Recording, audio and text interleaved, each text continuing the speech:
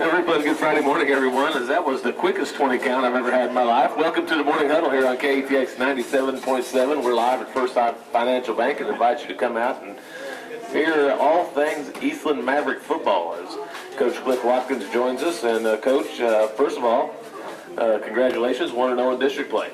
Yes, good way to start off the district. Coach, let's go back and look at that ball game a little bit in depth. A couple of notes that I've made here. Defense, I said it prior to the game, and even mentioned a time or two during the game. Defensive coordinators and defensive coaches, they love to put up that goose egg, and I felt we had a reasonable shot at doing that going into that game last week if the ball bounced our way, and then during the game you could see the intensity of the defense pick up, and they were pretty well, set on picking up that goose egg, and I know Coach Fambro and his staff had to be happy about that. Yes. Always excited anytime we can get that, have an opportunity to get a goose egg. And defense played well, physical, ran to the football, and right now I feel like our defense is making big strides week to week and getting better. And defensively, Caleb Honey, Clay Carper, Jayton Jones, George Atchison, all in double digits with tackles, and Caleb Honey really played a spectacular ball game on Friday night. And, first couple games we had guys moving around, playing different positions, trying to find out the best place for them. And, I think we're getting to the point where we know now where we need everybody at, where they best help the team, and found Honey a good spot. And he's understanding what's going on and playing fast and physical. Unofficially through the first half, I had Millsap with only 13 yards of total offense in the first half. And those were very unofficial, but for the ball game, held them to under 100 yards, and a lot of those came late in the game when we were changing some personnel. And they had that one JV running back that they brought up that I didn't even have on my roster that picked up, 50 yards of their total, but still held them under 100 yards. Yes. Everybody got to play a lot, and still kept the intensity when we changed personnel. And we talked a lot last week about finishing, because that's one thing we hadn't done well. We played good first halves but hadn't finished, and we played 48 minutes and played well. We got her done. 500 plus yards of total offense for the Mavericks. Chris Martinez more than 200 total yards in the ball game. He had a phenomenal ball game. Brant Bailey, 2 amazing catches. Those are ESPN highlight catches. Yeah, he did. He went up and got it 2 times. But like you said, just great individual effort getting to the football. Played well as a unit except for the turnovers. And that's the one thing we've focused on all week. That's the one thing that's kind of holding us back offensively right now is us turning the football over. And that's got to be a focus for us. We've got to take care of the football, and not only take care of the football on offense, but create turnovers on defense. We've got to get the turnover margin in our favor. If we can get the turnover margin in our favor, then we feel like we can do some good things. Late in the second quarter, we scored often and quickly there at the very end. You did a little pooch kick. It wasn't an onside kick. City View just sort of stood there and looked at it. One of your youngsters, or not really youngster, he's a junior, but brought up from JV, Hayden Carr, there to recover that one. Did a good job. They had got one on us, returned pretty good, got some good field position. It was late in the half, so we decided we were going to pooch it, so they couldn't get a return, and they didn't get on the ball, and Hayden did a good job running down and getting on it. Mentioning Hayden Carr, he got an opportunity to run the football in the fourth quarter. We also had an opportunity to get Matt Major some snaps at the quarterback position. Right. Those 2 things could prove very valuable down the way. Hopefully not. Hopefully Josh takes every snap of every game that we need him to, but had to be good for Matthew to get a few snaps back there, even if the first one did go over his head. Right. It was good. He's got some in practice, but it was good to get some game reps and just catching the snap and dealing the ball. And he did fine with it. And like you said, Hayden Carr came in and ran hard. Ran downhill, wasn't afraid to stick his nose in there, and did a good job. Last scoring drive, it was the Hayden Carr show. You handed it to him every time, I think. 6 or 7 handoffs, 80-something yards, and into the end zone. So he got to have his first varsity touchdown, and he's staying up on the varsity level this week. Yes, he is. All right, let's see. We've already went over all the offense. Coach, what do you say we take our first break? Let's make it a 2-minute break. When we come back, we'll recap the events from last night, last week, and the games on tap for tonight. You're listening to the Morning Huddle on KATX Sports. And welcome back to the Morning Huddle on KATX 97.7. Terry Slavens, Coach Watkins with you. And if you missed this episode, or if you want to watch a video copy of it, you can tune in to or log on to eastlandcountytoday.com. And I also want to mention coming up a photograph shop, sports photography shop workshop coming up on October the 17th, 18th. Let's try the 18th, 10 a.m. It's at the Connolly Hotel and Civic Center. For more information, go to brundonphotography.com. That's BRUNDIN photography.com. Guys, you're still giving us some feedback back there. All right. Technical difficulties here this morning back at the studios. JV Red last night, Coach. They traveled to City View to a little short drive to Wichita Falls. 23-12 is the outcome. Yes, played a lot better. They said they played hard, a lot more disciplined than the last couple of weeks, and got after it. Got off to a quick 14-0 lead, had an interception return for a touchdown, and then scored offensively. And I believe it was 14, maybe 21-0 at half, and ended up 23-12. Actually, interception return for a 2-point conversion in the second half for us. But, you know, still on that team, moving some people around. You know, we, especially moving up Hayden Carr, hurt them a little bit. And then we moved some guys off the JV Black team up to the JV Red and helped that team out yesterday and got a good win for them up there. Hey, let's talk about it a little bit, Coach, because it's, you know, it's sort of like you can compare it to Major League Baseball. You have your minor leagues down here, and right. You have to bring people to the big leagues, and then they have to bring people from Double-A to Triple-A to fill, and it's you never get a chance to really build that chemistry as well as you do at the varsity level because guys are coming and going more regularly in those levels. You know, injuries, promotions, and so forth, and that. For the JV coaches, that's something they really have to concentrate on and work on and keep everybody on the same page. Yeah, that's right. And you know, that's why on those levels you really just want to run a lot of your base offense and base defense just so they know what's going on, because when they get moved from one team to the other, they know what's going on. And because there's going to be, like you said, different personnel on different teams, maybe week in, week out, just because of injuries or people moving from one team to the other, or sometimes JV Black not having a game and bringing them all together. And so it's something different every week, and those coaches are doing a good job of putting people in places to let them be successful. The JV Black team, they traveled to Stephenville to take on the Stephenville freshman B team. They pick up a shutout, 33-0.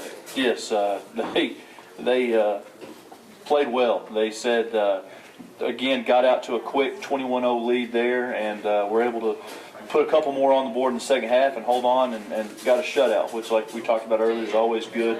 Doesn't matter what level you are. Anytime you can get a shutout, it's big for your defense. And it's really big for your defense whenever you're changing out a lot of personnel, maybe late in the game, to try some people at some new positions and still be able to make the big stops. That's right. Junior high guys, they're out here. They were out here at Maverick Stadium last night. 7th grade picks up a win, 28-6. Mm-hmm. They did. They, I believe they were up 14-6 at halftime, maybe, and get 2 more scores in the second half, go up 28-6, and the good thing about that's a group that's doing a good job getting better and playing some different guys at the tailback position, and they're going downhill, running hard, being physical, and getting a lot of guys to the ball on defense. And that's something good to see out of your 7th grade group. A lot of guys getting to the ball and wanting to make tackles. And it's something I talked about on the air yesterday. I believe that's the 7th, 8th grade. Is that their 3rd game? Yes. Their 3rd game? Yes. Starting to maybe gel a little bit, knowing, this is what it's all about. I mean, I know a lot of them played tackle youth football, but when it's at the school atmosphere with, coaches that have went to school to be coaches, it just all comes together by that 3rd or 4th game of the year, and you're like, this light bulb goes off. Says, that's what they've been talking about since the end of August when we started practicing. Right, and like I said, those guys they're doing a good job. They're getting better week to week, like you said, the light bulbs coming on. They're starting to understand what's going on and why we're doing what we're doing, and continuing to get better. 8th grade come up short, 16-12. Yes, and had chances to win the ball game. We were up 12-0. They scored to make it 12-8, and in the fourth quarter, 8th grade had the ball, first and goal to 4, I believe, and weren't able to get in. And City View went down and scored and went up 16-12, and had one more chance to go down and score and just came up a little short. But played well. And again, talking about injuries, their quarterback got hurt and broke his collarbone last week, so he's out. Got a new guy at quarterback, and Dylan came in and did a good job. But again, new position, new person, and he'll get better each week, just learning the position. And the trickle-down effect, wherever he came from, whatever position he was, had somebody new there, and it just goes on and on. All right, Coach, let's look at district action from last week. Cisco 54, Holiday 7, no surprise there. No, Cisco continues to roll and must have played well, and Holiday scored 1 in the first half, I believe, to avoid the shutout.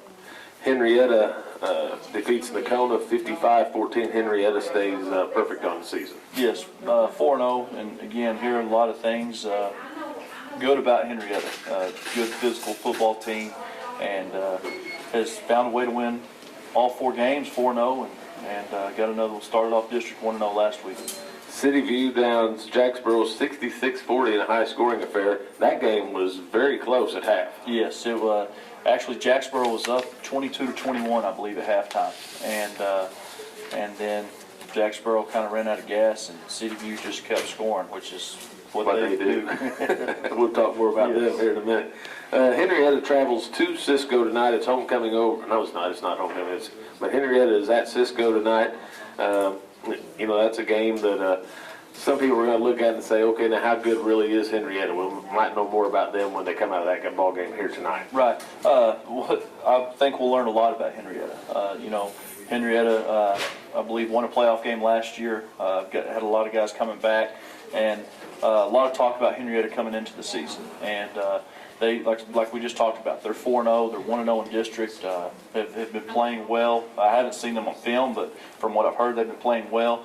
And now they travel to Cisco, and we'll find out a lot about them. I expect it to be pretty close at halftime, but then I think I look for Cisco to kind of pull away a little bit in the second half.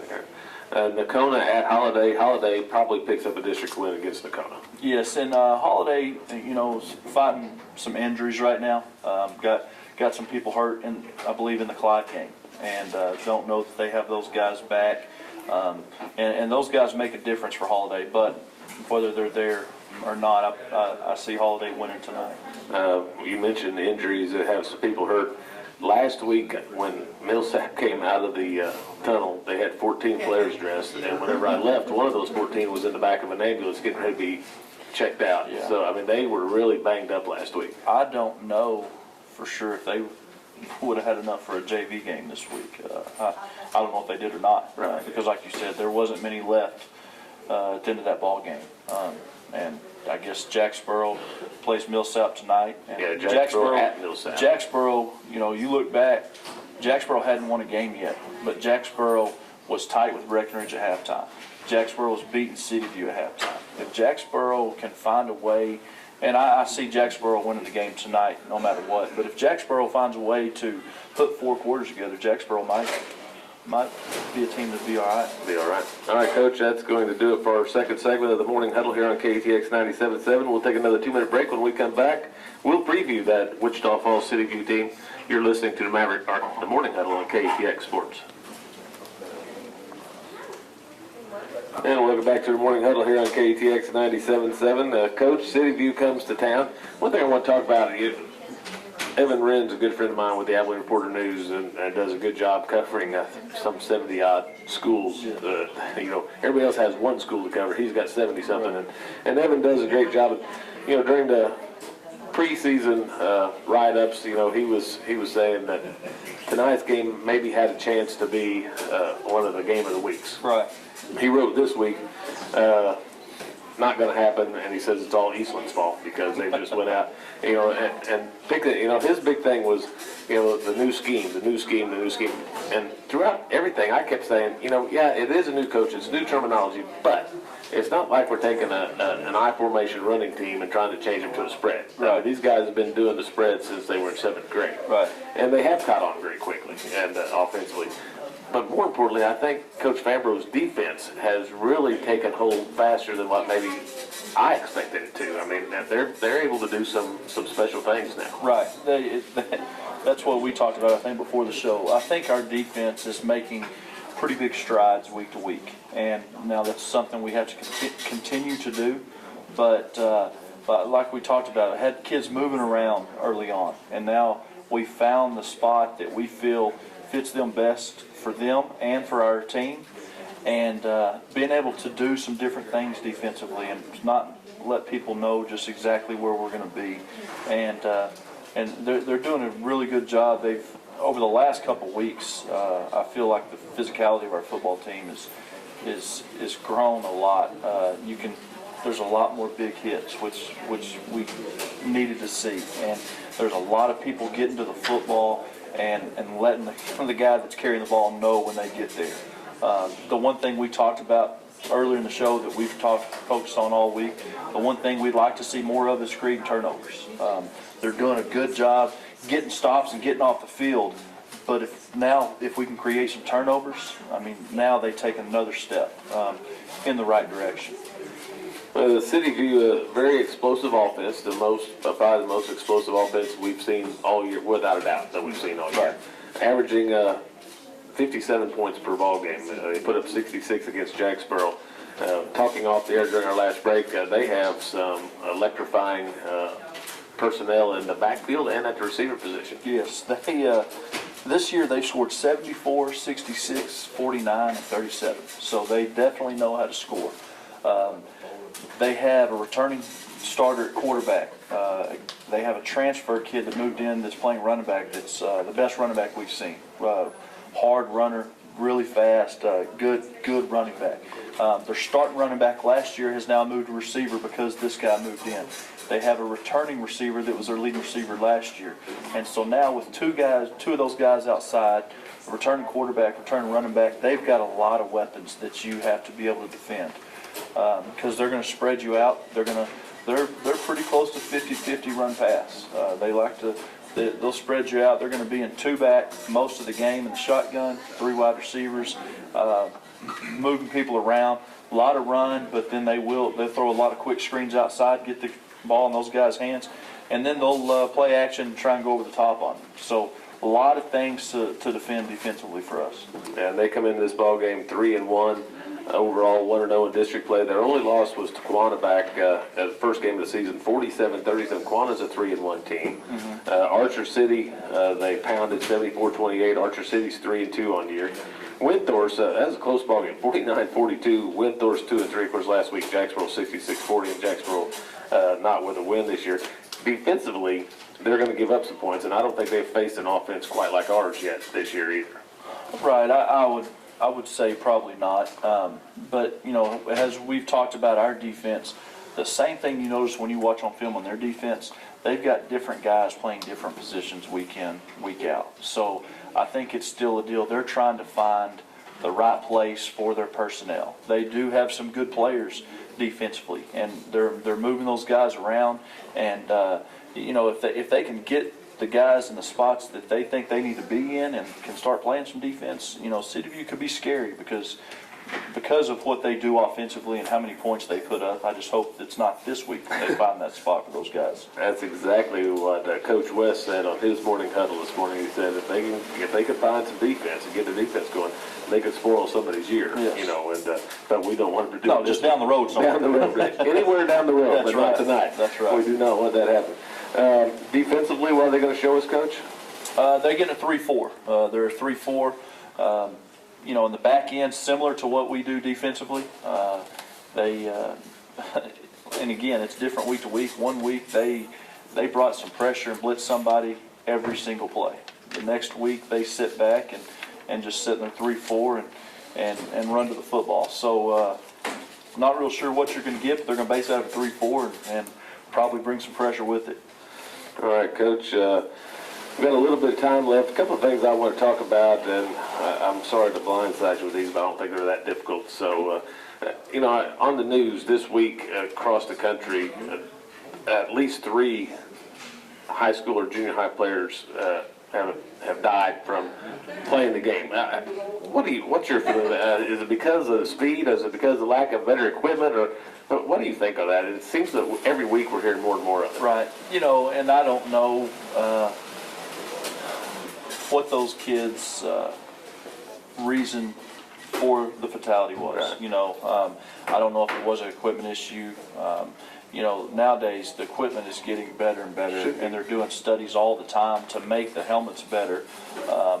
You know, a key, and there's nothing that you can, you know, rule out and say it's not going to happen, but, you know, maybe it's the technique of the hit.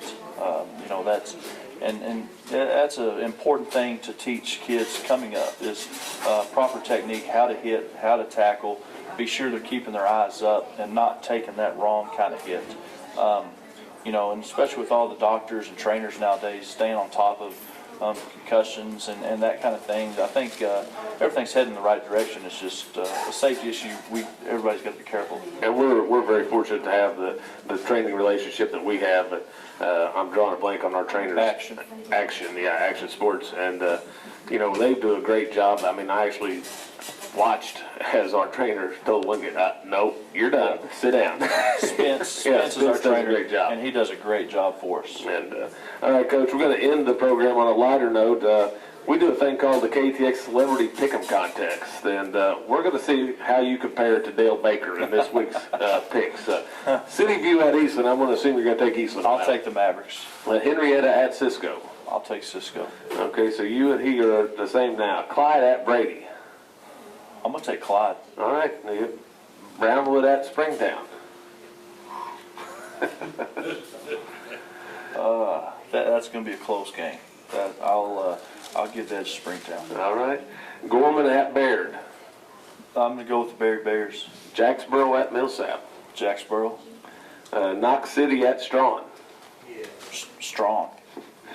Texas A&M at Mississippi State. Aggies struggled last week, so they're going to play better this week. Aggies. Stanford at Notre Dame.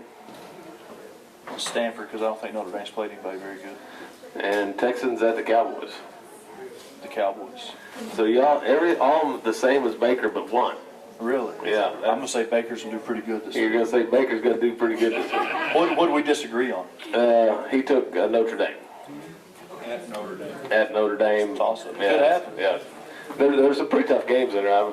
I might have to stop using Eastland and Cisco if they keep winning. You know, because last week everyone was 10-0 or 9-1. It all came down to the Cowboys game. So, all right, Coach, that's going to do it for the morning huddle. Remind everyone we'll be having a pregame comes on at 7 o'clock, kickoff at 7:30. You can listen live at KATX 97.7 or KATXradio.com. Thanks, Coach, for joining us. Thanks, my engineer back in the studio, Stace Gaddy.